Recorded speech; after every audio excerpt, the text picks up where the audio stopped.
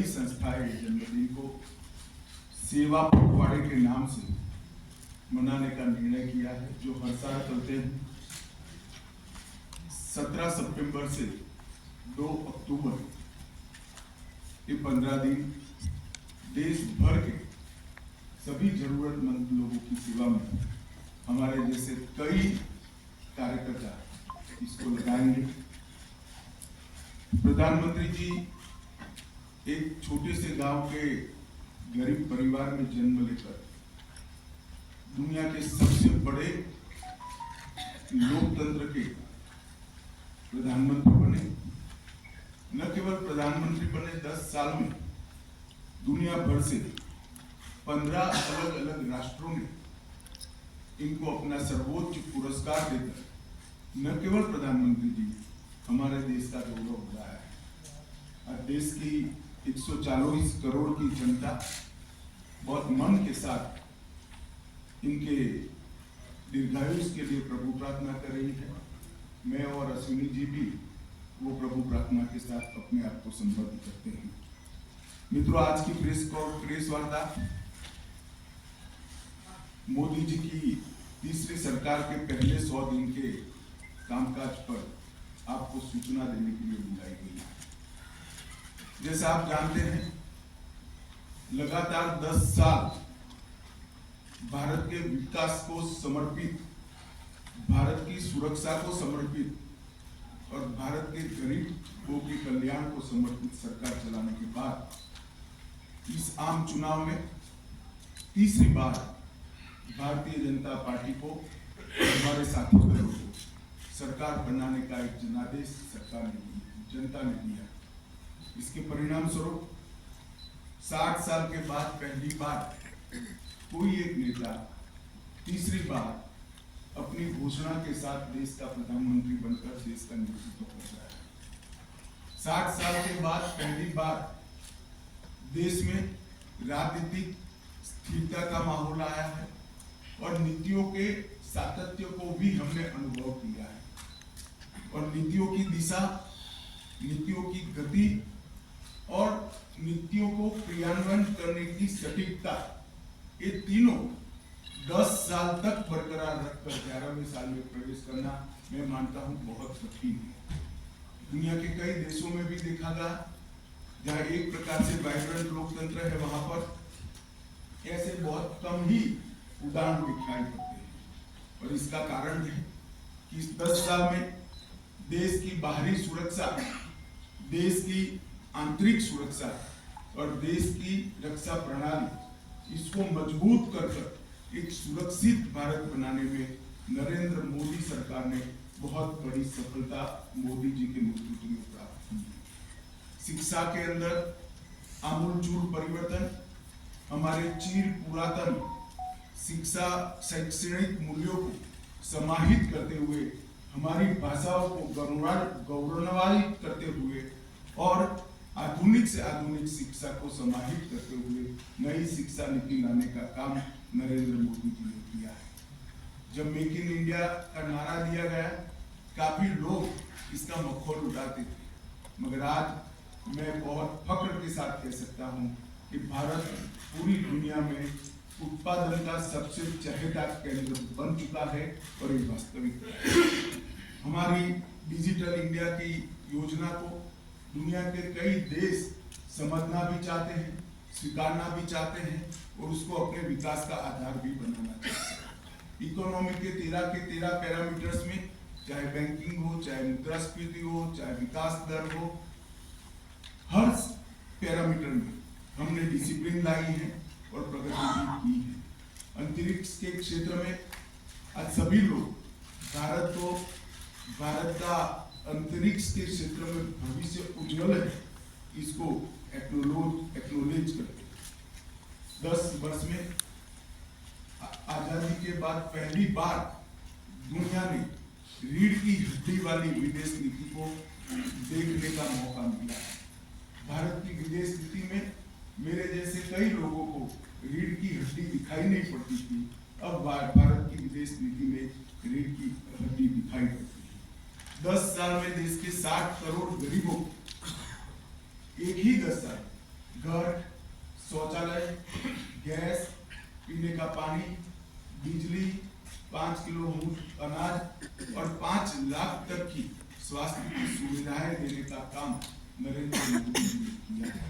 और हमें लक्ष्य लेकर चले हैं कि अगली बार जब चुनाव में जाएंगे इस देश में कोई व्यक्ति घर बगैर का नहीं होगा। युवाओं के लिए ढेर सारे मौके तराशे गए हैं।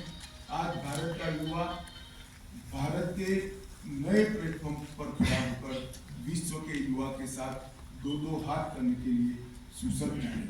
हमारे किसान के लिए भी ढेर सारी योजनाएं इसके मूल विकास को और उसके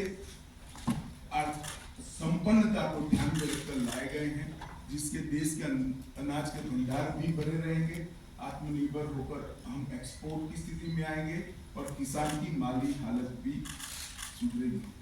अमृतकाल का जब वर्ष आया, मैं इसका साक्षी हूँ, कई सारे सुझाव आए और मोदी जी ने हमेशा की तरह अपनी अनूठी स्टाइल से अमृत काल के वर्ष को इस तरह से मनाया कि जब अमृत काल का वर्ष समाप्त हुआ तो अमृत काल शुरू हुआ और 140 करोड़ लोग 2047 में महान भारत की रचना के संकल्प के साझीदार बने और भारत के विकास की यात्रा के भी साझीदार बने।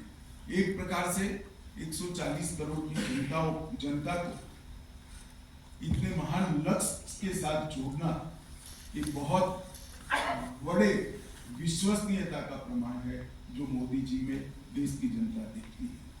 तीसरे मैंडेट के बाद 100 दिन समाप्त हो रहे हैं। 100 दिन में लगभग 15 लाख करोड़ रुपए की परियोजनाओं को चालू किया गया है। 100 दिन को मैंने 14 स्तंभों में बांटा है। मैं एक एक कर सबके लिए कुछ न कुछ कहना चाहूंगा। इंफ्रास्ट्रक्चर का जहां तक सवाल है, 100 दिन में 3 लाख करोड़ की परियोजनाएं हमने घोषित भी की है, इम्प्लीमेंटेशन भी शुरू हुआ है। महाराष्ट्र के वर्धमान में 76,000 करोड़ की लागत से मेगा पोर्ट बनेगा, जो पहले दिन से ही विश्व के 10 प्रमुख बंदरगाहों में शामिल होगा। 49,000 करोड़ की 25,000 अनकनेक्टेड गांवों को जोड़ने की योजना, ये योजना 100 की आबादी वाले गांवों को भी जोड़ेगी। तो एक प्रकार से मजले, टोले और आदिवासी क्षेत्रों की छोटी वसाहतों को भी अब रोड से बारमासी कनेक्टिविटी दी जाएगी। 50,600 करोड़ की लागत से भारत के बड़े रोडों को भी बढ़ाने का निर्णय नरेंद्र मोदी सरकार ने किया है। वाराणसी में लाल बहादुर शास्त्री इंटरनेशनल एयरपोर्ट, पश्चिम बंगाल में बागडोगरा, बिहार में बिहटा में उन्नयन और अगत्ती और मिनीपुर में नवी हवाई पट्टी बनाकर पर्यटन को बढ़ावा देने के लिए आगे बढ़े। बेंगलोर मेट्रो के phase 3, Pune metro, Thane integral link metro और कई सारे मेट्रो के प्रोजेक्ट भी हमने इस 100 दिन में आगे बढ़ाया है। किसानों को और कृषि का जहाँ तक सवाल है, 70वीं किस्त प्रधानमंत्री किसान सम्मान योजना की 9.5 करोड़ किसानों को 20,000 करोड़ रुपया वितरित किया गया और अभी तक कुल 12 करोड़ 33 लाख किसानों को 3 लाख करोड़ रुपया वितरित किया गया है। खरीफ फसलों का MSP बढ़ाया गया है। मैं MSP पर जरूर कहना चाहूंगा कि आप लोग भी आंकड़ों का अध्ययन करिएगा। यूपीए सरकार और कांग्रेस की राज्य सरकारों से कई गुना ज्यादा MSP की खरीदी भारतीय जनता पार्टी की नरेंद्र मोदी सरकार ने की है, हमारी NDA सरकार ने की है। यही बताता है कि सरकार किसानों के हितों को समर्पित। मक्के से इथेनॉल के उत्पादन के लिए सहकारी चीनी मिलों के इथेनॉल उत्पादक इकाइयों का मल्टीफीड इथेनॉल इकाइयों में रूपांतरण किया गया है।